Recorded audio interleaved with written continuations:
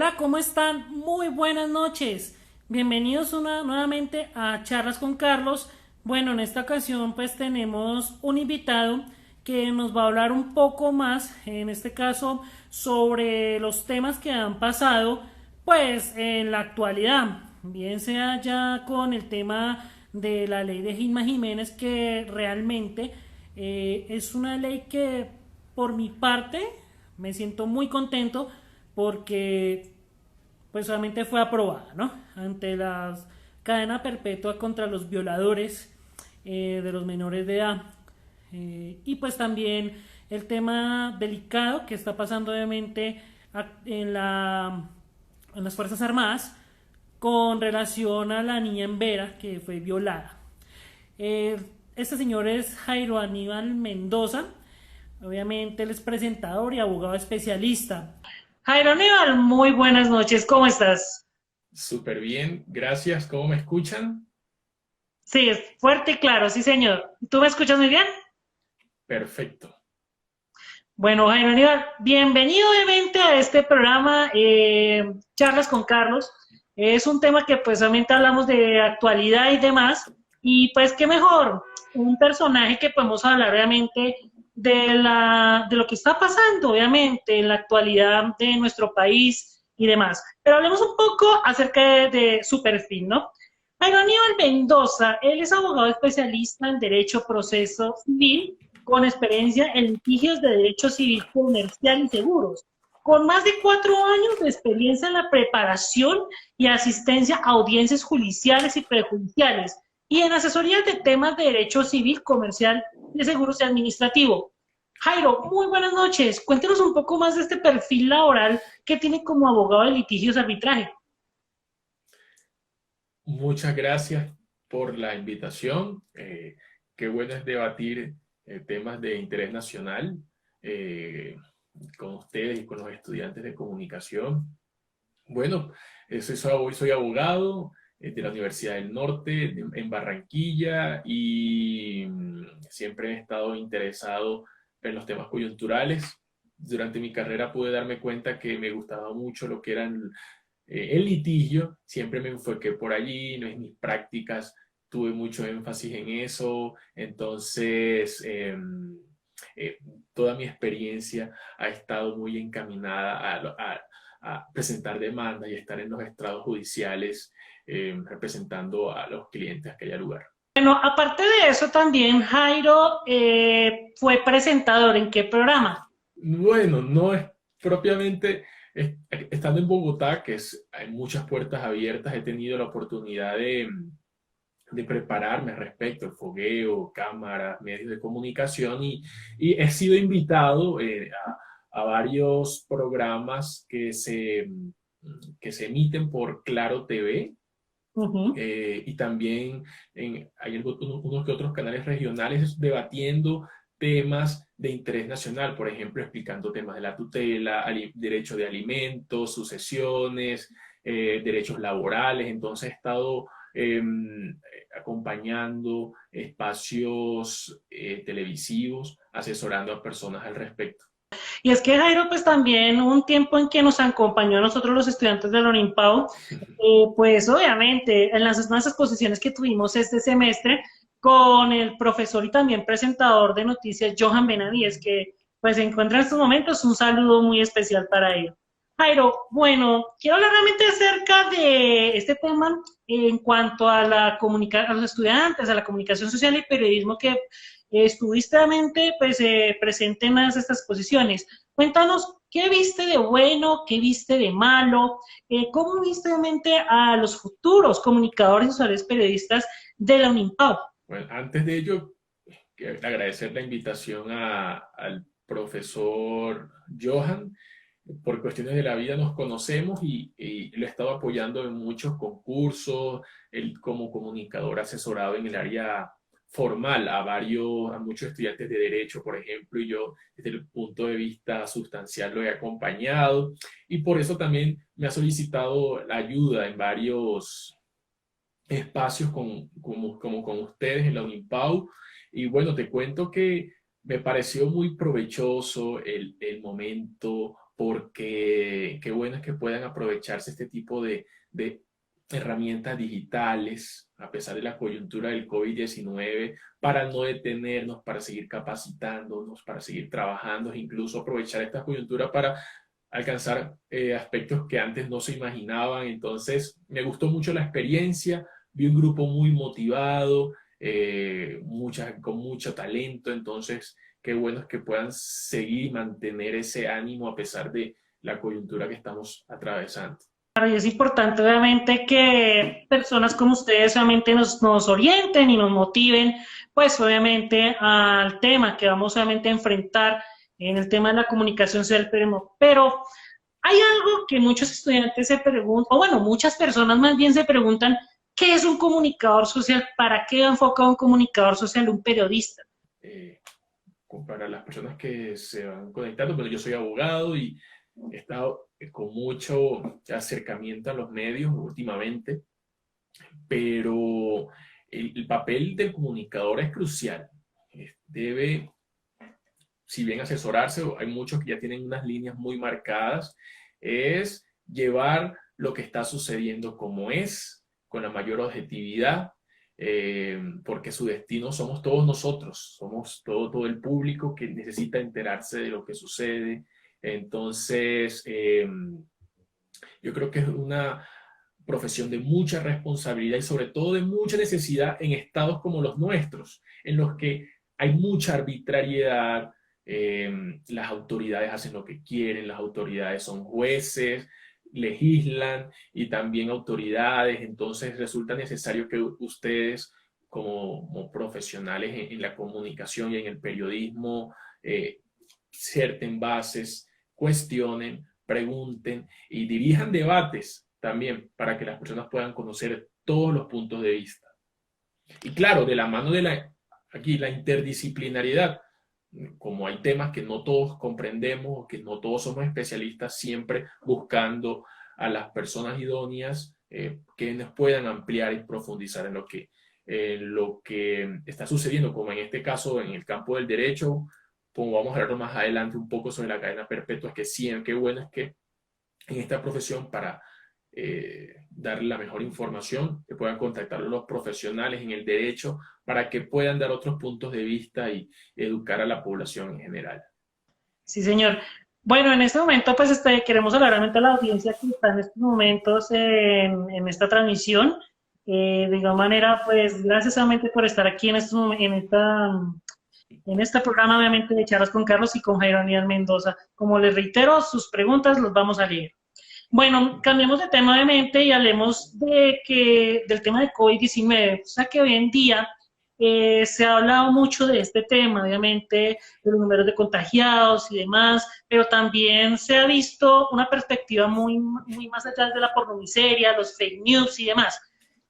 ¿Cómo cree que se debe tratar esta información? Bueno, es un tema bastante complejo desde el punto de vista del derecho, tratarlo. Hay libertad, pero también hay regulaciones incluso de derecho penal, también de materia contravencional, cuando uno genera histeria, cuando uno genera alarma, miedo generado. Hasta allá no debemos llegar. Y eso va relacionado con también, hay una delgada línea en lo que de pronto exagerar o generar este tipo de alarmas generalizadas con mostrar lo que pasa y también la pornomiseria, que es lo que decías, que es algo que se ve mucho, que tiene que ver con el amarillismo, de mostrar lo que haya lugar sin medir las consecuencias con el ánimo de rating, con el ánimo de mantener audiencias. Entonces, hasta allá no deben llegar ninguna de las profesiones. Lo que sí considero es que el gobierno debe dar instrucciones muy claras, es pedir decretos muy claros, darlos a conocer de manera muy clara, para así evitar que los medios de comunicación divaguen y extiendan información que no lo es. Lastimosamente en esta coyuntura del COVID-19 ha habido mucha desinformación, desarticulación entre autoridades nacionales y territoriales, y ha generado que muchas personas en el principio no sabían si debían ponerse, por ejemplo, tapaboca, o si no estabas infectado, no tenías ningún tipo de enfermedad, no ponértelo, con un simple ejemplo como ello, otro es pico y placa, que en una semana se cambia, después es pico y género, etcétera. Eh, ha generado mucha desinformación y hace que se encamine a la población a cometer cosas que no deben hacerse. Sobre ese punto, no sé si me permites, o puedes apuntarlo para hablar más adelante sobre el pico y género y pico y cédula desde el punto de vista del derecho, cómo lo veo, qué se debe, qué sería lo más recomendable en materia de derechos humanos para hacer un asterisco allí. Y bueno, y los comparendos que se están entregando a las personas que no están cumpliendo con estas normativas del gobierno, ¿cree usted que son las más indicadas? O sea, son como las reglas más necesarias para que la gente pueda cumplir con estas normas. Yo la verdad no, y eso qué bueno que lo preguntas, porque las sanciones tienen finalidades. Las sanciones tienen una finalidad de prevenir, hay prevenciones, ¿cómo lo digo? Las sanciones tienen fines generales y específicos, generales en la sociedad, ya sea de manera positiva o negativa. Positiva o negativa, por ejemplo, generar estigmatización, miedo para que las personas no salgan. Específicos ya dañar, siempre de manera negativa, de manera específica, inocuizar, neutralizar o de manera positiva, resocializar si estamos hablando en materia de derecho penal. Cuando hablamos de este tipo de medidas como las multas que se están imponiendo a las personas que infringen los decretos en materia de COVID-19, no creo que son las más eficaces. ¿Por qué? Porque es que si fueran realmente eficaces, la gente no saliera. Si la gente simplemente no se abstiene de salir por miedo de que le vayan a imponer el comparendo o no, la multa, pues, más bien, la gente está saliendo porque tiene problemas internos en su casa, conflictos familiares que se han acrecentado en en esta coyuntura del COVID-19, simplemente porque no les importa, por tres, porque no creen en el COVID-19, cuatro, puede ser porque realmente necesitan salir, respirar aire libre. Entonces, las medidas son ineficaces, como son ineficaces cuando el Estado debe entrar a regularlas y a revisarlas. En este caso, podrían buscarse más bien otro tipo de medidas o sanciones, pero en verdad es unas campañas más robustas, más fuertes, en las que se pueda combinar, se pueda influenciar sobre la sociedad en general, relacionado con que hay que cuidarse, que hay que mantenerse en casa, pero eh, eh, vemos ministros, alcaldesas han sido sancionados, han sido vistos en rumba, salen con sus compañeros permanentes a hacer mercado, en el caso de Bogotá, el actual viceministro del Interior fue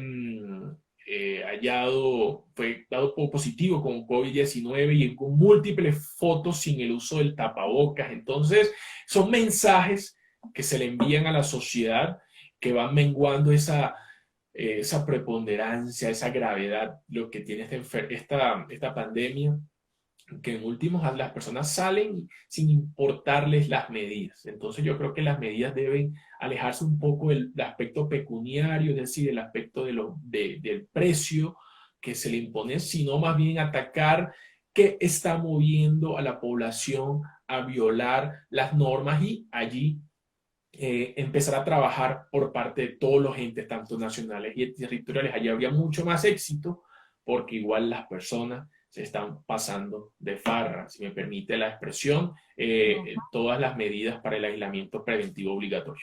A esta hora pues quiero ya saludar a las personas que están ahorita en nuestro programa. Saludamos obviamente a Grace García, que te manda saludos, también a Andrés Barreto y JT Vélez 23, mi abogado Jairo Aníbal. Sí, Jennifer, Tatiana. Qué bueno, qué bueno. Bueno, Jairo, continuemos. Los medios de comunicación han manejado obviamente este tema del COVID-19. ¿Cómo usted ve el tratamiento de la información con respecto a esta pandemia? El tratamiento de la información al principio fue desmedido. En verdad los medios sí nos conllevaron a tener un miedo. Todos estuvimos pegados a los televisores las dos primeras semanas que se decretó el aislamiento preventivo obligatorio y no había noticia en el país que no fuera el COVID-19. Durante ese primer mes desaparecieron los hurtos, el asesinato de líderes sociales, la corrupción en el país y poco a poco volvieron a respirar los medios y volvieron a diversificar. Entonces ya, por ejemplo, en Caracol es nuevo, tiene como 2 meses una sección que se llama un 2x3, en donde en 2x3, es decir, rápidamente nos están diciendo las noticias judiciales más importantes del momento. En RCN vemos que hay una nueva sección sobre corrupción, un logo con una rata allí y nos dicen las investigaciones de corrupción en medio del COVID. Todas estas secciones no estaban antes. Entonces, yo creo que los medios sí han influido grandemente a aumentar el miedo, el temor en la población y ya que todos hemos venido conociendo mucho más los rezagos, las consecuencias y cómo tratar esta pandemia. También la información se ha diversificado y aplanado su intensidad. Entonces yo por ejemplo hubo un tiempo en el que dejé de ver noticias, ya poco a poco estoy viendo otra vez, pero para ver otro tipo de información. Yo creo que ese es el llamado a diversificar y traer calma en vez de aumentar la euforia o el miedo colectivo. Y desde su vista profesional como abogado y como político también, ¿cómo ve el tratamiento o el panorama del COVID-19? Bueno, es una pregunta que podríamos tener muchos expertos y muchas horas de debate porque habría que ver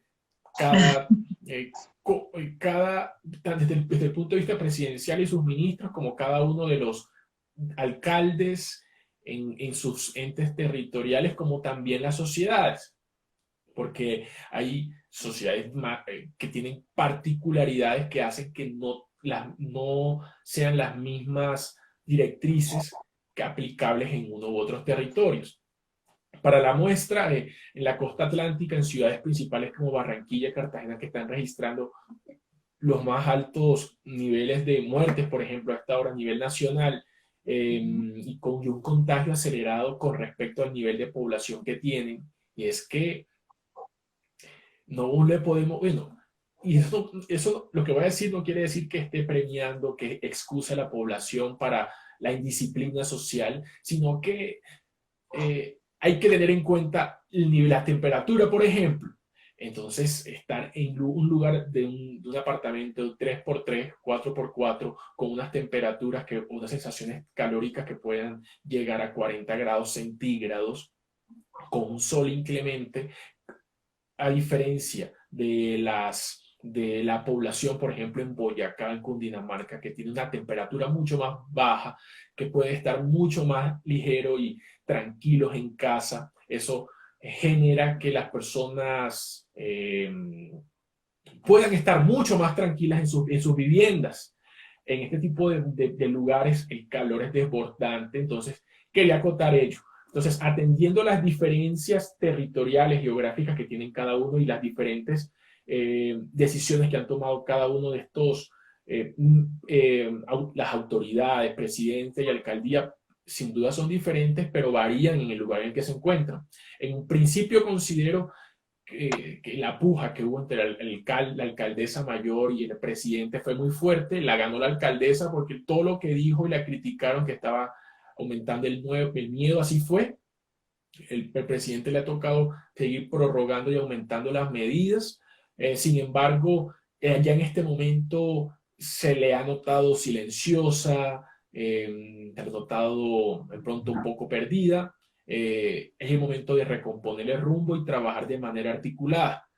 Casos positivos, el de Medellín, yo todavía no. Por ejemplo, ahí está un gran experto, Laurian Puerta. Saludos, Laurian, un abogado barranquillero que trabaja un medio allá. ¿Por qué se da esta situación en Barranquilla? Ya, independiente de la situación del clima que dije, hay que reconocer en parte los esfuerzos. Se ve animado al alcalde de Barranquilla, la gobernadora del departamento del Atlántico, en brindar el mayor bienestar social a los habitantes. Entonces, ¿por qué allá no ha podido funcionar independiente de la indisciplina? Entonces, allí habría que mirar otros factores que muchos otros medios no están desconociendo y que nos podrían dar luces para poder describir qué tan bien o qué tan mal podrían estar actuando estos mandatarios. En últimas, yo creo que todos, la mayoría, están aunando esfuerzos, están trabajando el doble, secretarios, ministros, alcaldes, consejos de diputados, ante una coyuntura que nadie estaba preparada, que nadie conocía y que sí nos va a dejar preparados para futuras pandemias que seguramente llegarán a la sociedad.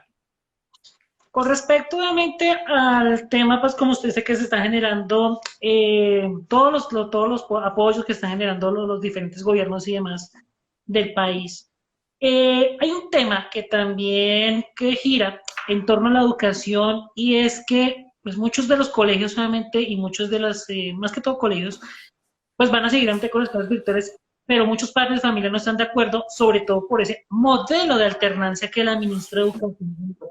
¿Usted qué opinión tiene sobre este modelo de alternancia que propone la ministra de Educación, el presidente, para volver a clases? Habría que verlo en detalle cuando salga la propuesta, que hayan salones en la ocupación no sea más del 30%. Sin embargo, el problema aquí es, como es una alternancia la que se está proponiendo y muchos padres tienen miedo al contagio y sin duda, muy válida esa preocupación. Lo que sí hay que tener en cuenta es qué pasará, por ejemplo, con la alternancia con esos estudiantes que les tocará quedarse en casa y que sin duda no tienen internet o por lo menos un computador en sus hogares. Entonces, ¿cómo vamos a garantizar el acceso a la educación de estos estudiantes? Es la discusión, qué condiciones puede brindar el gobierno, y porque hay municipios en los que ni siquiera hay internet. Por eso es que, a diferencia de que muchos hemos estado trabajando en casas y muchos otros han perdido empleos, y he conocido de que estas empresas de telefonía y de telecomunicaciones están trabajando a doble marcha porque la demanda se ha incrementado y entonces deben garantizar y llegar mucho más allá, pero hay muchos lugares a los que no llegan e incluso actores donde los de llegan colapsan. ¿Y cómo vamos a exigirle a una persona, a un niño o una niña que pueda atender de manera correcta sus obligaciones si no tiene un computador para ver a su maestro, para poder recibir las tareas?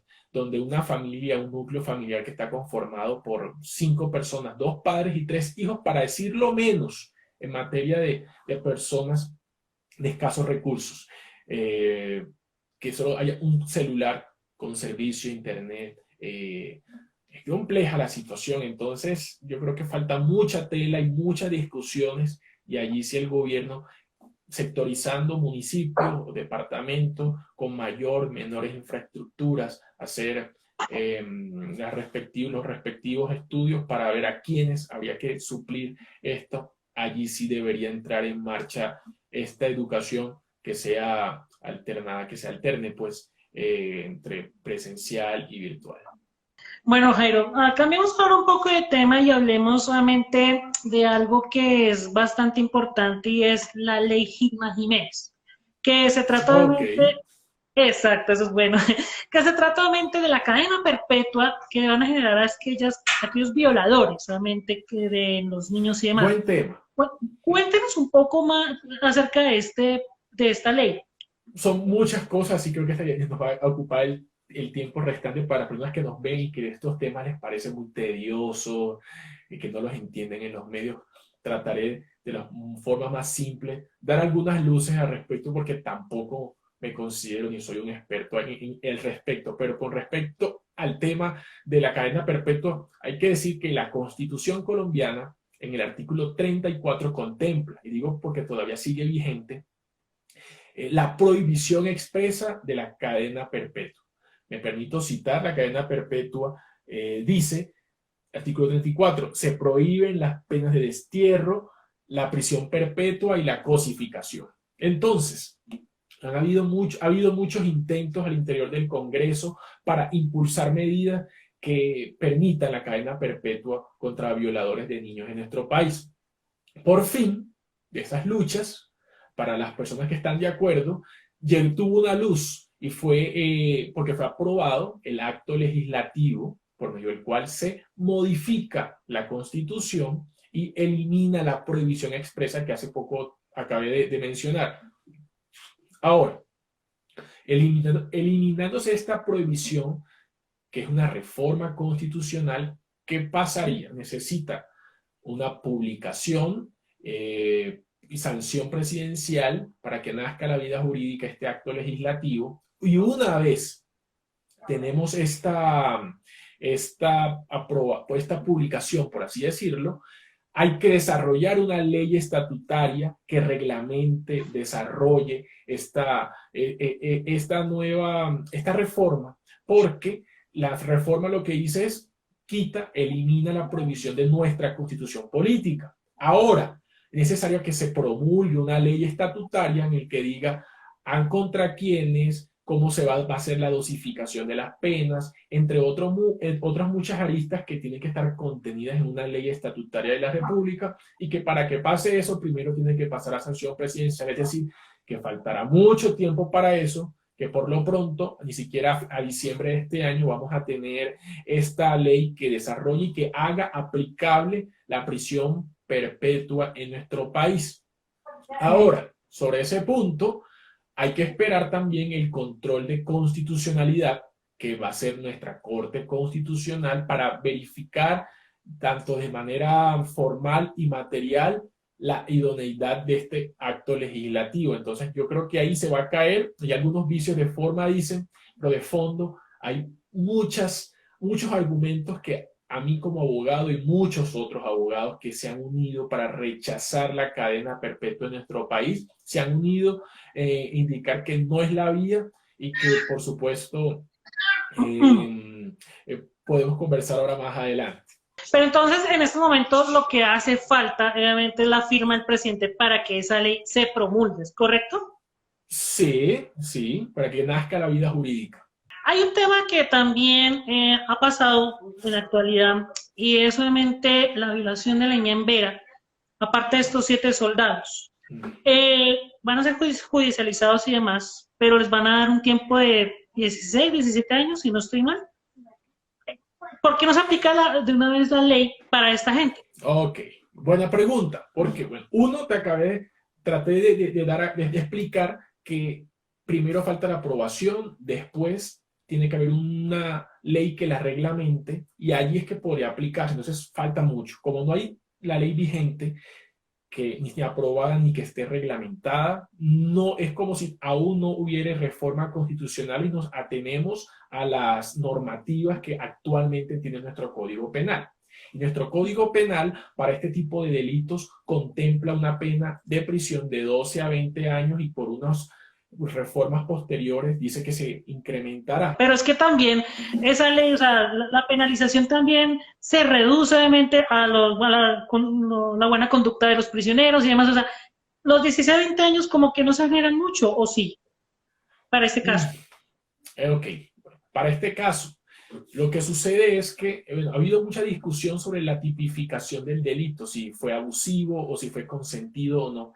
No me gustaría en este tiempo que falta ahondar en eso, porque los delitos en materia de violencia sexual tienen la misma pena hoy en el Código Penal, de 12 a 20 años. Entonces, si por parte de la Fiscalía se hubiera imputado acceso carnal abusivo con menor de 14 años, como el delito de acceso carnal violento, la pena hubiera sido la misma. Pero no se puede, lo que sucede, porque no se le aplicaría a estos soldados, por ejemplo, es porque hay una garantía para los reos, para las personas, y es que la ley penal es irretroactiva. No se puede aplicar a hechos del pasado normas futuras que contemplan nuevos delitos o aumentan la severidad de las sanciones, porque precisamente las normas penales tienen entre uno de sus fines evitar que se cometan los delitos. Y la pena, la severidad de las penas va relacionada con ello. Entonces, si te la aumentan posteriormente, puede pasar que tú para ese momento, ay, me voy a abstener, cosa que no pasa, pero digo, me voy a abstener y no voy a cometer el delito porque ahora es peor. Entonces, como no estás en ese terreno, en ese momento de tiempo, no se te puede aplicar. Es una garantía constitucional, es una garantía del derecho procesal. Entonces, eso me gustaría dejarlo claro. Es por esa razón que no se le podría aplicar ni a personas como Garavito ni como Uribe Noguera posteriormente. Pero aquí sí me gustaría detenerme y es relacionado a por qué algunas personas están en desacuerdo con la prisión perpetua. Cuando conversábamos al principio, Carlos, sobre esta entrevista, me comentabas que estabas de acuerdo y que era generalizado, pues, que era un logro para muchos sectores en el país que se hubiera aprobado este acto legislativo, ¿cierto? Bueno, entonces, sobre eso, recogiendo tu comentario, son muchos los periodistas, la sociedad en general, dice que sí, que es bueno que paguen cárcel, que son personas que no deberían tener la libertad, etc. Bueno, entonces, por eso de tu comentario, ahorita hay que decir que quien lo aplica es un juez de la República, pues después de un proceso judicial es quien se indica que una persona es responsable penalmente. Por eso considero totalmente irresponsable y un despropósito desde el punto de vista del derecho las declaraciones del presidente Iván Duque cuando dijo que vamos a inaugurar la prisión perpetua. Por favor, el presidente es abogado.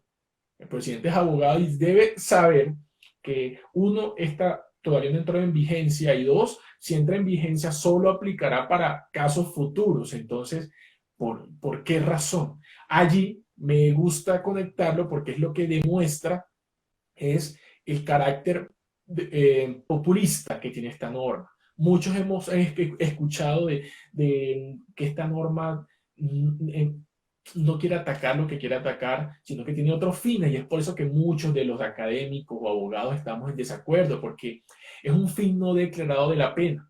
Y es que con estas medidas que buscan agudecer el derecho penal, lo que se busca es ganar votos. Eso se llama populismo punitivo. Así es.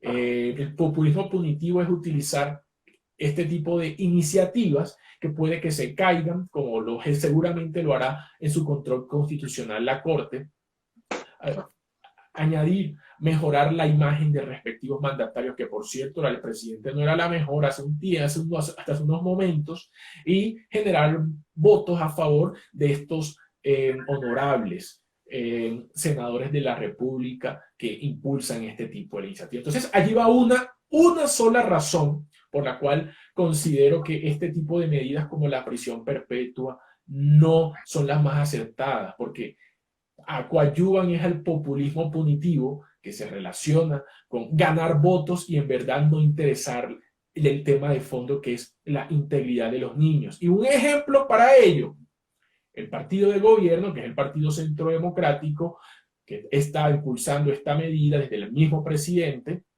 una importante senadora una congresista de la República, que no pareció estar mucho en sus cabales cuando dijo recientemente que esto podría ser un falso positivo, es decir, que no eran los militares los que habían violado a esta niña en Vera, sino que era un acto para desprestigiar a la fuerza pública. Por favor, si estamos partiendo de ese tipo de pensamientos, de presunciones, entonces, ¿cómo no se va a caer ese discurso de que por un lado queremos proteger a los niños porque están indefensos, pero ante una situación como esta lo que se dice, lo primero que se asevera es que es mentira y que se quiere es desprestigiar al agresor? ¿Sí? Entonces allí nos muestra que esto lo que busca es un populismo punitivo, ganar votos y en verdad no proteger la integridad de los niños, niñas y adolescentes de nuestro país.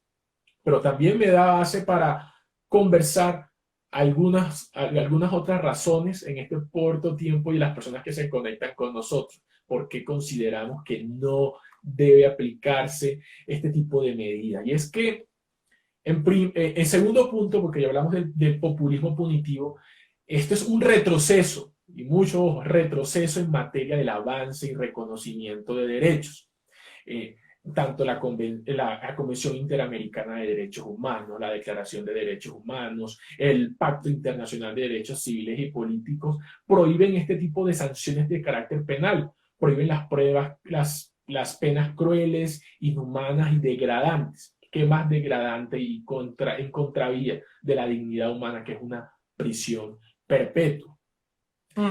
Entonces, allí vamos, y esto va a generar otro problema. En caso de que la Corte Constitucional no lo tumbe, va a generar muchos problemas porque muchos tratados internacionales de los cuales hoy Colombia hace parte con otros países prohíben este tipo de, o más bien imponen limitantes para que estados hagan parte de tales tratados si en sus normativas internas cuentan con normas penales tan opresoras como este. Entonces, esto va a generar problemas, por ejemplo, en materia de extradición. El tratado de extradición prohíbe que estos países que hayan ratificado este tratado tengan en su legislación. Entonces, este es un punto que habrá que analizar y se va a desarrollar más adelante. Otro punto, y es que este tema de la prisión perpetua puede generar o desencadenar que hayan hechos punibles, actos de violación de derechos mucho más graves y atroces de lo que ya estamos viendo. Porque es que ante la posibilidad de tener una prisión perpetua, las personas que cometen este tipo de delitos van a tratar de no dejar ningún rastro. Eso va a generar que además de violaciones haya asesinatos o haya homicidios involucrados, otro tipo de delitos para ello. Y eso va a hacer que es una profesionalización del delito en nuestro país, pero silenciar a estas personas. Pero el tercer punto, que es muy importante, y es que nuestra Constitución y Colombia está cimentado en un Estado social de derecho, constitucional de derecho. ¿Qué significa que Colombia sea un Estado constitucional de derecho? Y es que se reconocen y se garantizan los derechos. Prima la dignidad humana de toda persona en el territorio nacional. Entonces, cuando se entiende que la primacía de la dignidad de las personas en nuestro territorio, ello va en contravía de toda medida legislativa que sea denigrante para la persona, en este caso, la prisión perpetua. Entonces, al quedar vigente esta disposición en nuestra legislación, va sin duda en contravía de la Constitución política, y ello va a tener entonces que mantenerse en firme, obligar a que haya otra constitución, a que haya una reforma total, porque va en contra de la voluntad del constituyente primario, que en la misma constitución estableció, uno, la dignidad humana, y dos, la prohibición de la cadena perpetua. Además que las cárceles en nuestro país están en un estado de cosas inconstitucional, como ya se ha declarado. Claro. El nivel de hacinamiento, las condiciones inhumanas van a encontrar. Entonces esto, con lo que vamos a mantener a más personas en este tipo de situación inconstitucional de cosas, va en contravía del Estado social de derecho, sin duda. Pero también otro tema por lo cual muchos doctrinantes académicos han estado en desacuerdo con la aprobación de este acto legislativo, y es que no se ataca lo que tiene que atacarse.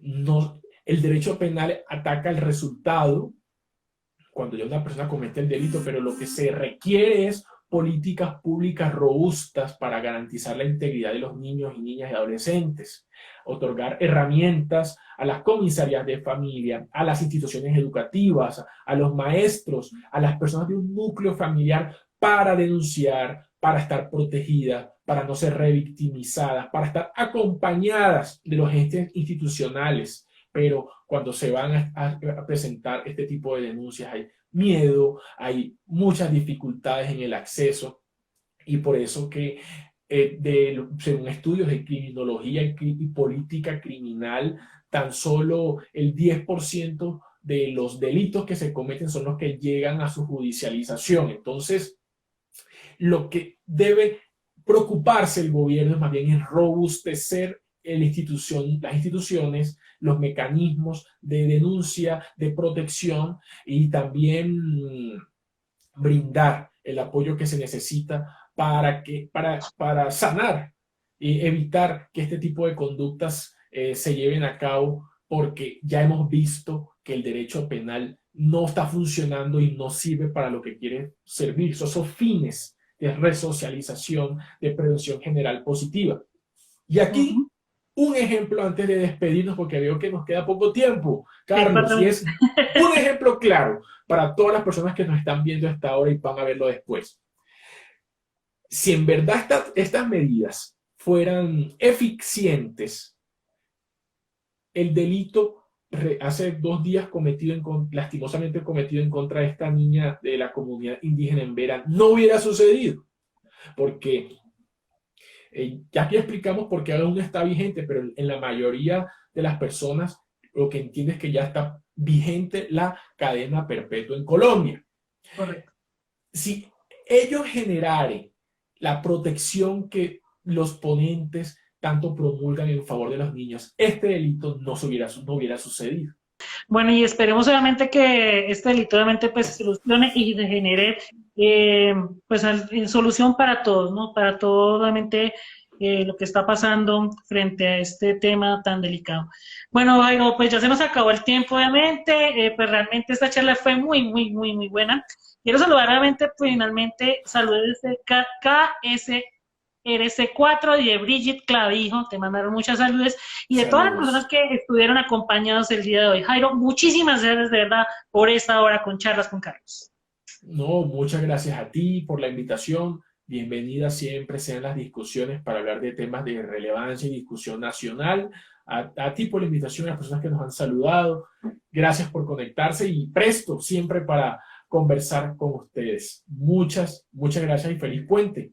Gracias, lo mismo, Jairo. Bueno, de igual manera, pues, muchas gracias a todos los que nos vieron el día de hoy y los despedimos nuevamente para una próxima emisión. Hasta luego y muchísimas gracias.